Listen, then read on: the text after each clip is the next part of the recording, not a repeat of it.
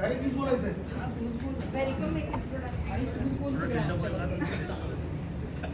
नमस्कार.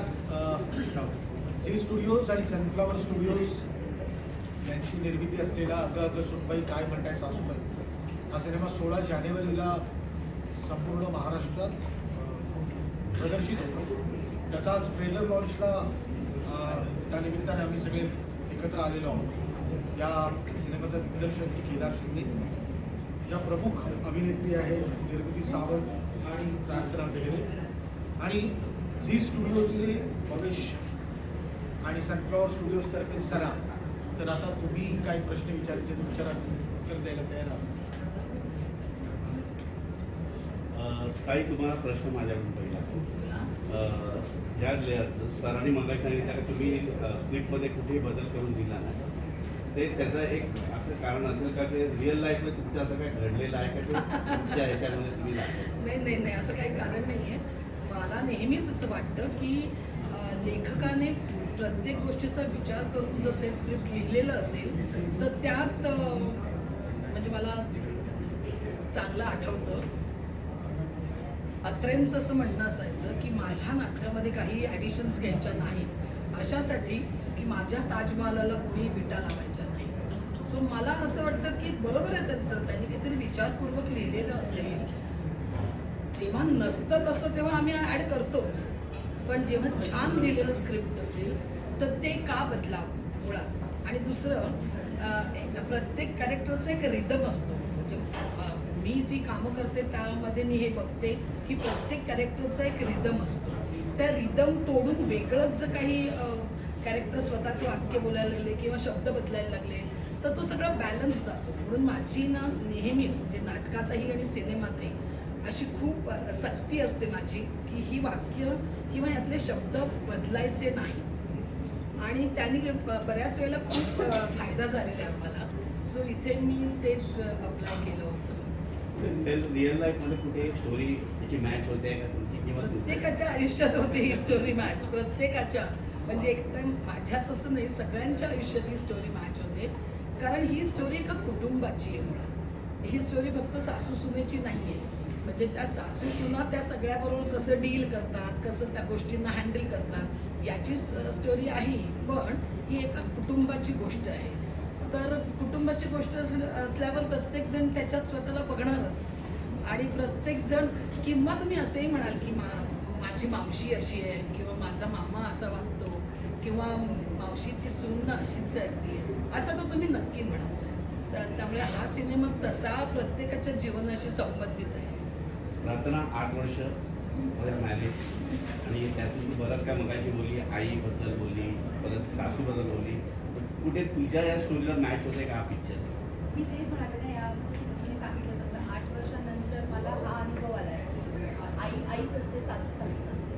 सासू आई होऊ शकत नाही, सासू खूप चांगली मैत्रीण होऊ शकते, खूप तुमची बेस्ट फ्रेंड होऊ शकते. आणि आय थिंक तेच या फिल्ममध्ये पण तुम्हाला फिल्म बघितल्यावर आय थिंक तुम्ही पण तेच अनुभव. केदार, आत्ता तू बोलताना असं म्हणालास की झीकडे जाण्याआधी तू आणखी काही ठिकाणी फिरून आलास खरं तर, किंवा गेला होतास तू? नाही, या सिनेमासाठी नव्हतं. ओके. माझं म्हणणं होतं की तो मी झी बरोबर असोसिएट होतो, त्याच्यानंतर मी चॅनल पण हेड होतो ना. बरं. त्यामुळे त्या अनुषंगाने बोलतो. ओके. या सिनेमाशी काही बरं झालं तुम्ही हा प्रश्न विचारला. हां, कारण हा जेव्हा म्हणाला ना तोच तेव्हा माझ्याही मलाही मनात असं प्रश्न वाटलं पडला की की याने क्लिअर करायला हवं. सिनेमा घेऊन तो इतर ठिकाणी फिरला नाही, सिनेमा घेऊन तो त्यांच्याकडेच गेला. तो इतर ठिकाणी म्हणजे तो खूप वेगवेगळ्या ठिकाणी कामं केली त्याने असं म्हणजे म्हणायचं. मी जसे झीच्या सिरियल्स केल्या, त्याच्या कलर्सच्या पण केल्या, तशा मी इतर सोनीच्या पण केल्या. मी एका चॅनलचा हेड पण झालो, म्हणून म्हटलं सगळीकडे फिरून मी पण आलो. ओके. बरं, ह्याचा म्हणजे ह्याच्या पुढचा माझा प्रश्न असा आहे की ह्याचा आधीचा तुझा जो सिनेमा होता बाई पण भारी देवा, त्यांनी एक मोठा बेंचमार्क निर्माण केला. जवळपास तो 100 कोटीच्या जवळ गेला होता, पण आपला अजूनपर्यंत एकही मराठी सिनेमा तो टप्पा गाठू शकलेला नाही. तर ही फिल्म गाठू शकेल असा काय आम्ही ना ज्या क्षेत्रात आहोत सगळे, आमचं काम करणं का तो म्हणजे असं कसं आहे ना की सचिन तेंडुलकर किंवा विराट कोहली मैदानात उतरताना मी आज 100च करीन या भावनेने उतरतात, पण ते ते नसतं, भारत जिंकला पाहिजे एवढंच डोक्यात असतं. हम्म. माझं स्वतःचं मत आहे की ज्या पद्धतीने आत्ता मराठी सिनेमे सुरू आहेत आणि ज्या पद्धतीने चालत आहे, चांगला प्रतिसाद त्या सगळ्या सिनेमांना मिळतोय, तशा पद्धतीचा उत्तम प्रतिसाद आमच्या सगळ्याच सिनेमांना मिळावा म्हणून हे प्रयत्न. ओके. भवेश सर, तुम्हालाच या रिलेटेड प्रश्न आहे की हा चित्रपट जास्तीत जास्त प्रेक्षकांपर्यंत पोचावा यासाठी तुमचे काही वेगळे मार्केटिंग स्ट्रॅटेजी प्लॅन्स आहेत का, ते शेअर कराल का? हा चित्रपट आपल्यासाठी खूप स्पेशल आहे. जसं मी मगाशी म्हणालो की ह्या नवीन वर्षाचा हा आपल्यासाठी पहिला चित्रपट आहे आणि जेवढं सुद्धा आमचं लर्निंग आहे एवढे चित्रपट केल्यानंतर ते सगळंच्या सगळं पणास लावून ह्या चित्रपटाचं मार्केटिंग आणि डिस्ट्रीब्युशन करण्याचा प्रयास आमचा राहील. आणि जसे मी म्हणाले तसं तुमच्या प्रश्नाचं जे उत्तर तुम्हाला हवं होतं त्या दृष्टीने जास्तीत जास्त जवळ म्हणजे ओलांडावे तो मैसूर ओलांडावा ह्या दृष्टीने आम्ही सगळ्यांचे प्रयत्न असणार आहेत. आणि ह्यामध्ये मी एक मात्र नक्की अंडरलाईन करेन की केदार शिंदे हे फक्त डिरेक्टर नाही, त्यांचा जो अनुभव आहे इंडस्ट्रीमधला ऑडियन्सच्या अंडरस्टँडिंगचा, त्यांचे जे बारदावे निघतात, त्यांचे जे इनपुट्स निघतात मार्केटिंगमध्ये असेल, चित्रपट प्रमोशनमध्ये असेल आणि ज्या पॅशनेटली एवढ्या वर्षांनी सुद्धा ते काम करतात, इट्स अ बिग लर्निंग. आणि मला असं वाटतं हा जो मनाचा ओपननेस असतो की ते मगाशी पण म्हणाले की 19वा चित्रपट आणि अजून बटरफ्लाय काइंड ऑफ फीलिंग, त्याच्यावर काम करायला खूप मजा येते आणि त्यांचे इनपुट्स खूप शार्प असतात. आमच्यासाठी ते अजून it is helping us market the film better, promote the film better. 2025 मध्ये सासू आणि सून याचं जे एक बदललेलं जे काही नातं आहे हे पडद्यावरती मांडताना तुम्हाला वेगळे काय म्हणजे यामध्ये पैलू तुम्हाला दाखवावे लागले होते? आज मी ना एक छान कॅप्शन लिहिली. हा ट्रेलर जेव्हा आउट होईल ती कॅप्शन मी वाचून दाखवली.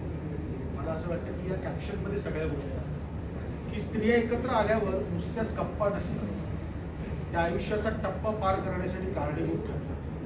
होय, त्या एकमेकांसाठी उभे राहू शकतात. सो या एका लाईनमध्येच ना या फिल्मची जे काही म्हणणं आहे ते सांगण्याचा प्रयत्न. प्रत्येक घरामध्ये 100तल्या 98 घरामध्ये कुठेतरी वाद संवाद, मतभेद, विचारांचे अशा गोष्टी असतात, कारण ते जनरेशन्स वेगवेगळे आहेत. पण जसं एका बाईच्या मागे दुसरी बाई खंबीरपणे उभी राहू शकत नाही का, हा जो क्वेश्चन मार्क आहे त्याचं उत्तर हा सिनेमा नक्की देईल. आतापर्यंत म्हणजे आत्या बहीण आणि बरेचसे रूट केल्याच्या नंतर हा एक असा एक टर्निंग पॉईंट आहे या म्हणजे 2025च्या नंतर नेक्स्ट आपण त्याला म्हणू शकतो नेक्स्ट एक जनरेशनची फिल्म आहे. कसं यामध्ये तुम्ही पाहताय आणि अशा कुठल्या मुवमेंट्स आहेत की जे तुम्हाला आवडतील त्यासाठी सांगायला आवडतील? कारण का नाटकामध्ये तुम्ही भरपूर वैविध्य तुम्ही सादर करत असता, पण फिल्ममध्ये ते एक वेगळेपण परत एकदा द्यायचं असतं ते. जर एक मिनिट लोकांमध्ये पाणी द्यायला पाणी